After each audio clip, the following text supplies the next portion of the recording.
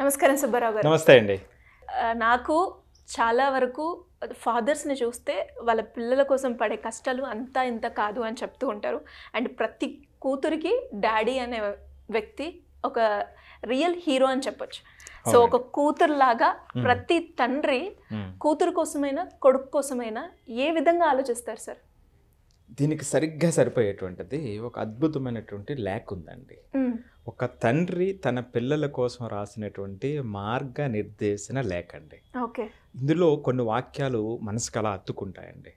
కొన్ని వాక్యాలు అయితే కళ్ళు చెమరుస్తాయండి. అలాంటి లేఖ మీకు ఒకటి చెప్పబోతున్నాను. Sure sir. ఇది ఖచ్చితంగా అండి జాగ్రత్తగా మనసు పెట్టి అర్థం చేసుకుంటే ఒక పెద్ద ట్రాన్స్ఫర్మేషన్ ఇటు పేరెంట్స్లోని అటు పిల్లల్లోని తీసుకొస్తుందండి. డెఫినెట్గా సార్. జనరల్గానండి పిల్లలు ఒక ఏజ్ వచ్చిన తర్వాత 16, 17, 18 సంవత్సరాలు వచ్చిన తర్వాత వాళ్ళ తండ్రి తప్పు అనేటువంటి భావనలో కొంతమంది ఉంటూ ఉంటారు. ఆ భావనలో ఉన్నటువంటి ఆ పిల్లలు తెలియకుండానే తండ్రి అయ్యేటువంటి సందర్భం వచ్చిన తర్వాత అప్పుడు అర్థమవుతుంది, రియలైజ్ అవుతారు. నా తండ్రి అప్పుడు ఆ సందర్భంలో అన్ని కష్టాల్లో కూడా ఈ స్థాయికి తీసుకొచ్చారు అంటే ఆయన గ్రేట్ అనేటువంటి వాళ్ళు చాలామంది ఉంటుంటారండి. ఈ కోణంలో ఒక తండ్రి తన పిల్లలు ఎలా ఉండాలి అని రాసినటువంటి కొన్ని అద్భుతమైనటువంటి వాక్యాలు నేను మీకు చెప్పబోతున్నాను. ఇందులో మొట్టమొదటి వాక్యం అండి, ఈ సమాజంలో మీ యొక్క మంచి చెడు అంటే తండ్రిగా ఆ పిల్లల యొక్క మంచి చెడు నీ తల్లి లేదా తండ్రిగా నేను తప్ప మరెవ్వరూ చూడరు అనేటువంటి అద్భుతమైనటువంటి వాక్యం అండి. నిజంగా సార్, ఇది 100% ఒప్పుకోవాల్సిన విషయం. పిల్లలు చేసే మంచే కావచ్చు చెడే కావచ్చు, దాని ఇంపాక్ట్ ఫస్ట్గా పేరెంట్స్ మీదే ఉంటూ ఉంటుంది. వీటిలో నుండి మొట్టమొదటి పాయింట్, సమయం విలువ తెలుసుకో. ఈ జీవితం చాలా చిన్నది, పోయిన రోజు మరలా తిరిగి రాదు. ఈ జీవితం యొక్క విలువను ఎంత తొందరగా అయితే నువ్వు గమనించావో అంత తొందరగా ఆనందం నీ దగ్గరికి చేరుతుంది. నీ రోజు అత్యంత విలువగా భావిస్తావు. అదే సందర్భంగా మరొక జన్మ ఉందో లేదో నాకు తెలియదు, తండ్రిగా పిల్లలుగా మీరు మన మధ్య ఉన్నటువంటి ఆ ప్రయాణం ఆస్వాదిద్దాము. ఎంతైతే ఆనందాన్ని మనం అనుభవించగలమో అంత ఆనందాన్ని ఈ జన్మలోనే మనం ఆస్వాదిద్దాం అనేటువంటిది మొట్టమొదటిగా సమయం విలువ గురించి చెప్పినటువంటి ఇదండి. నిజమే సార్, మన డే స్టార్ట్ అయ్యేదే టైం తోటి. ఎస్. రెండవదండి ప్రవర్తన. తర్వాత మీరు అన్నారు ఇప్పుడే డే స్టార్ట్ అయ్యేటువంటిది టైంతో, ఆ తర్వాత వెంటనే మన చుట్టుపక్కల సమూహం ఉంటుంది. ఎవరండి? మొదటగా తల్లి లేదా తండ్రి, సోదరి లేదా సోదరుడు, తర్వాత ఫ్రెండ్స్, తర్వాత భాగస్వామి, ఆ తర్వాత నచ్చినవారు నచ్చనివారు, పెద్దలు. సో వీళ్ళు ఎడల మనం ప్రవర్తించేటువంటి తీరు మన ఆనందాన్ని డిసైడ్ చేస్తుంది, మన రోజును డిసైడ్ చేస్తుంది. అందులో ముఖ్యంగా సోదరుడు సోదరి, ఫ్రెండ్స్, భాగస్వామి, వీళ్ళతో ప్రవర్తించేటప్పుడు మంచి చెడు అనేటువంటిది జాగ్రత్తగా ఆలోచిస్తూ సహనంతో వాళ్ళని అర్థం చేసుకుంటూ మన ప్రవర్తన ఉండాలి. ఎందుకంటే అండి చాలా అద్భుతమైనటువంటి వాక్యం ఇది. ఎందుకంటే మన యొక్క ఆనందం అనేది భౌతిక వస్తువుల మీద ఆధారపడి ఉండదండి. భౌతిక వస్తువుల మీద ఆధారపడి ఉంటే అంబానీలు టాటాలకు మాత్రమే ఆనందం, హ్యాపీనెస్ ఉండేది. ట్రూ. సో ఇది దానితో సంబంధం లేకుండా ఆనందం అనేటువంటిది ఉంటుంది. అది చుట్టుపక్కల ఉన్నటువంటి సమూహం మీద ఆధారపడి ఉంటుంది. అదొక బలమైనటువంటి కారణం. ఆ సమూహం ఇప్పుడు చెప్పింది. సో ఈ సమూహంతో మనం ప్రవర్తించేటువంటి తీరు చాలా చాలా ఇంపార్టెంట్ అని దానిలో ఉన్నటువంటి అర్థం అండి. ఇక తర్వాత మంచి చెడు అండి. ఈ మంచి చెడు అనేటువంటి ఒక థిన్ లైన్ ఉంటుంది. దాన్ని గమనించకపోతే ఇబ్బందులు ఎదురవుతాయి. ఒక వ్యక్తి మనల్ని మంచిగా చూస్తున్నట్లయితే, మంచిగా ప్రవర్తిస్తున్నట్లయితే, don't decide is a good person. ఎందుకంటే ఏ కారణంతో వాళ్ళు మంచిగా ప్రవర్తిస్తున్నారు? నీ వ్యక్తిత్వం మీద ఉన్నటువంటి గౌరవంతోనా, మరి ఏ ఇతర కారణాలతో అయినా అనేటువంటిది గమనించాలి. సో కాబట్టి తొందరపడి నిర్ణయాలు తీసుకోవద్దు, ఆలోచించి నిర్ణయం తీసుకో, మంచా చెడా అనేటువంటిది. అదే సందర్భంలో నీకు నచ్చని వాళ్ళు ఉంటే నువ్వు కోపం పగ పెంచుకోవద్దు. చూడండి, అంటే ఎంత నచ్చని వారు నచ్చని వారు డిసైడ్ చేయడం ఇది చాలా చాలా అవసరం ఈరోజు సమాజంలోనండి. ఒక అరణ్యంలో రకరకాల జంతువులు ఉంటాయండి. వాటి క్యారెక్టర్స్ ఉంటాయి, మనకు తెలుసు. సింహం ఎట్లా ఉంటుంది, కుందేలు ఎట్లా ఉంటుంది, క్యారెక్టరిస్టిక్స్ ఉంటాయి. కానీ దురదృష్టవశాత్తు ఈ సమాజంలో అన్ని రకాల వ్యక్తులు ఉంటారు, ఆ లక్షణాలు పైకి కనిపించవు. సో ఇప్పుడున్న సమాజానికి చాలా చాలా అర్థం చేసుకోవాల్సినటువంటి పాయింట్ అండి ఇది. అక్కడి నుంచి ప్రేమ అండి. ప్రేమ గురించి ఇంకొక అద్భుతంగా ఈ లెటర్లో రాయటం జరిగింది. ప్రేమ అనేటువంటిది ఒక అస్థిరమైనటువంటి అనుభూతి. ఏంటిది ప్రేమ అనేది? అస్థిరమైనటువంటి అనుభూతి ఏంటి అనిపిస్తూ ఉంటుంది, కానీ లోతుగా చూస్తే ఎంత సత్యమో తెలుస్తుందండి. ప్రేమ అనేటువంటిది ఒక మానసిక స్థితి మీద, అక్కడ ఉన్నటువంటి ప్రదేశం మీద ఆధారపడి ఉంటుంది.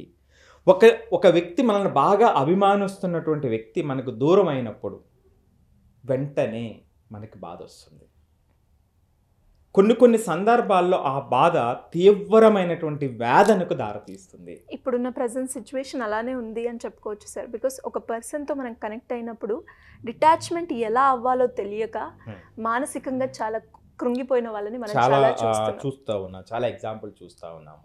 సో కాబట్టి ఆ ప్రేమ నుంచి దూరమైనటువంటి సందర్భంలో కృంగిపోవద్దు. ఎందుకంటే కొన్ని సందర్భాల్లో సమయం మాత్రమే ఆ గాయాన్ని మానుస్తుంది. అప్పటి వరకు వెయిట్ చేయటమే. ఇప్పుడు మీరు చెప్పారు చాలా ఎగ్జాంపుల్స్ రోజు మనం చూస్తున్నామని, ఎంత అవసరమో చూడండి ఇప్పుడు సమాజానికి అది. అదే సందర్భంలో ఇదే సెంటెన్స్ కింద డిటాచ్మెంట్ని కూడా అలవాటు చేసుకోండి అనేటువంటిది ఇక్కడ ఉన్నటువంటి పాయింట్ అండి. తర్వాత పాయింట్ అండి, ఇతరులపై అంచనాలు. ప్రేమ దగ్గర నుంచి ఇతరులపై అంచనాలు. మీరు మాట్లాడేటువంటి వాటి మీద మీకు గౌరవం ఉండొచ్చు, మీకు ప్రేమ ఉండొచ్చు, అలాగని అవతల వాళ్ళకి ప్రేమ ఉండవలసినటువంటి అవసరం లేదు. మీరు వేరే వాళ్ళని గౌరవించవచ్చు, వాళ్ళు కూడా అంతే విధంగా గౌరవించాలనేటువంటిది మన చేతుల్లో లేనటువంటి పని. సో ఆ అంచనాలని ఇతరులపై నుంచి అంచనాలను పెంచుకోకండి. ఇది అర్థం చేసుకుంటేనండి ఆనందం మీ వెంట ఉంటుంది, లేకపోతే ఆనందం హరించుకుపోతుంది మీ తప్పు లేకపోయినా అనేది నెక్స్ట్ వాక్యం. మనం కోట్ కూడా చూస్తూ ఉంటాం, ఎక్స్పెక్టేషన్స్ హర్ట్స్ లాట్ అని. ఎస్.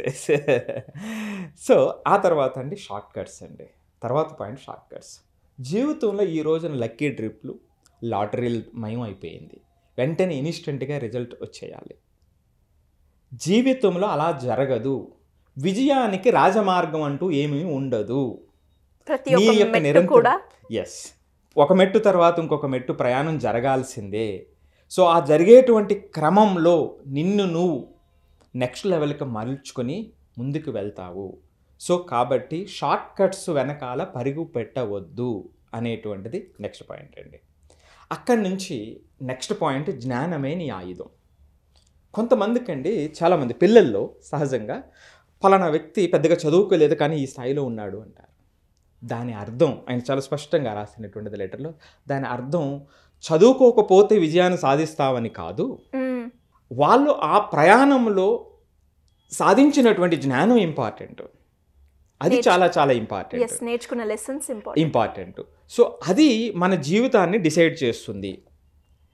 సో ఆ జ్ఞానాన్ని సంపాదించాలి. ఆ జ్ఞానం సంపాదించినప్పుడు నువ్వు ఈ రోజున సామాన్య స్థితిలో ఉన్న లేక బీద స్థితిలో నుంచి ఐశ్వర్యానికి వెళ్ళాలన్నా, బాధ నుంచి ఆనందాన్ని పొందాలన్నా ఆ జ్ఞానమే నీకు ఆయుధం. జ్ఞానం లేకుండా మన జీవితం అనేటువంటిది అర్థవంతం కాదు అనేటువంటిది నెక్స్ట్ పాయింట్ అండి. అది ముగింపు అన్నమాట అండి ఆ వాక్యంలో. ఇక చివరి పాయింట్ అండి, చాలా వాస్తవంగా పేరెంట్స్ ఇటు పిల్లలు అర్థం చేసుకోవాల్సినటువంటి పాయింట్ అండి. ఆ తండ్రి ఏమని రాస్తాడంటే, వృద్ధాప్యంలో నేను మీ నుంచి ఏమీ ఆశించను. మీరు ఒక స్థాయికి వచ్చిన తర్వాత మీరు తల్లిదండ్రుల నుంచి ఏమీ ఆశించవద్దు. మీ పెద్ద అయ్యాగా మీ బాధ్యత మీదే. మీరు ఏ స్థాయికి వెళ్తారనేటువంటిది మీ చేతుల్లోనే ఉంది. మీరు సైకిల్ మీద ప్రయాణం చేస్తారా, కారులో ప్రయాణం చేస్తారా, విమానంలో ప్రయాణం చేస్తారా అనేటువంటిది మీ చేతుల్లోనే ఉంది.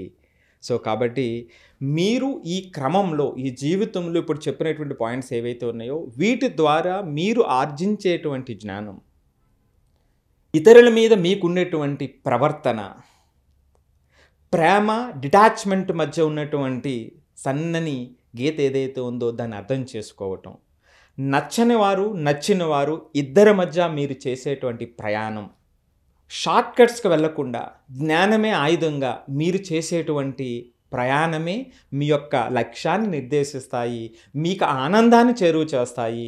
అంతేకాకుండా ఆ జీవితం యొక్క విలువను మన దగ్గరికి తీసుకొచ్చి ప్రతి క్షణంలో ఉన్నటువంటి మాధుర్యాన్ని మీకు అందిస్తుంది అని ఈ యొక్క లెటర్ చెప్తున్నటువంటిది ముగింపండి.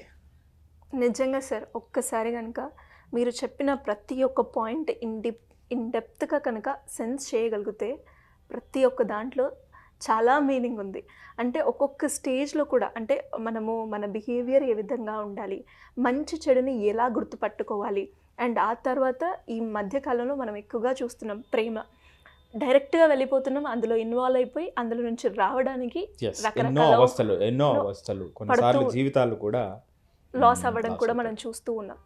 ఇలా చెప్పుకుంటూ పోతే ప్రతి ఒక్క పాయింట్ కూడా చాలా మీనింగ్ ఉంది. అండ్ మన లైఫ్ ట్రాన్స్ఫార్మ్ అవ్వడానికి, మనకు ఒక మంచి రిజల్ట్, మనం కూడా ఒక చేంజ్ ఓవర్గా కనిపించాలి అంటే ఈ లెటర్ ప్రతి ఒక్క నాన్న కూడా సెన్స్ చేస్తారు. దాంతోపాటు నాలాంటి కూతుర్లు అయితే ఈజీగా ఒకసారి నాన్నని తలుచుకొని, నాన్న అసలు నిజంగా ఒక ఎమోషన్ ఉంటుంది కదా సార్, మీరు కూడా ఇలానే ఫీల్ అవుతున్నారా అని ఖచ్చితంగా అడిగే తండ్రిని గుర్తు చేసుకునే సందర్భం ప్రతి అమ్మాయి అబ్బాయి కూడా. Yes sir. సో ప్రతి ఒక్కరికి కూడా ఈ వీడియో ఎస్పెషల్లీ ఒక డాడీతో కనెక్ట్ అయ్యే ఒక ఎమోషన్ ఉంటుంది, ఆ ఎమోషన్ ఇందులో నేను చూడగలిగాను. Anyways wonderful sir, thank you so much. Thank you అండి.